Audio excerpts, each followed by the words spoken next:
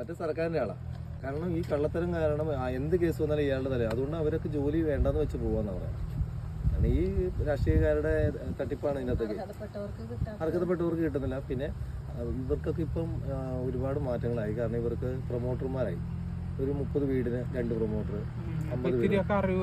അപ്പം അവരെ സംബന്ധിച്ച് പറഞ്ഞാൽ അവരുടെ എന്ത് പ്രശ്നമുണ്ട് ഇവരുടെ അറിയിച്ചാൽ മതി. പിന്നെ ഇവരെ സംബന്ധിച്ച് സർക്കാർ ഭയങ്കര ആനുകൂല്യങ്ങളാണ്. ഒരു രോഗിയെ കൊണ്ടൊരു വണ്ടിയായിട്ട് പോയാൽ വണ്ടിയുടെ പൈസ കിട്ടും. ബൈസ്റ്റാൻഡിന് 250 രൂപ വെച്ച് ഡെയിലി പൈസ കിട്ടും. ഫുഡെല്ലാം ഫ്രീ ആണ്, മരുന്നെല്ലാം ഫ്രീ ആണ്. തിരിച്ച് റിട്ടേണും വീട്ടിൽ വരെ വരാനുള്ള സർക്കാർ ഇന്ന് ഫണ്ടുണ്ട്. പിന്നെ ഈ പ്രൊമോട്ടർമാരുള്ളത് കൊണ്ട് അതെല്ലാം കുറേയൊക്കെ ഇപ്പോൾ വാങ്ങിച്ചു കൊടുക്കുന്നുണ്ട്. പിന്നെ സർക്കാരെല്ലാം വീടുകളും നല്ല രീതിയിലാക്കിയല്ലോ. പക്ഷെ അവരെ സംബന്ധിച്ച് അവർ വീടുകളൊന്നും യൂസബിൾ അല്ല. കാരണം വീട് പണിതിട്ടാലും സൈഡിലുള്ള ഷെഡിലേ കിടക്കുള്ളൂ. എന്നുവെച്ചാൽ അവരുടെ ആ ഒരു ശീലമാണ്. കാരണം അവർ ഈ കൂട്ടം കൂടിയിരുന്നും വൈകുന്നേരമൊക്കെ ആകുമ്പോൾ ഒരു ഇച്ചിരി തീയൊക്കെ കത്തിച്ച് ആഴിയൊക്കെ കൂട്ടി കഴിക്കുന്നവരാണ് കഴിച്ചും കഥ പറഞ്ഞൊക്കെ ഇരുന്ന് അവരങ്ങനെ അവർ ജീവിതം. കാരണം ഒന്നാമത് എപ്പോഴും കാടും മൃഗങ്ങളും ആയിരുന്നല്ലോ ഒരു കാലഘട്ടത്തിൽ. അതിൽ നിന്ന് അവർ മാറിയിട്ടില്ല.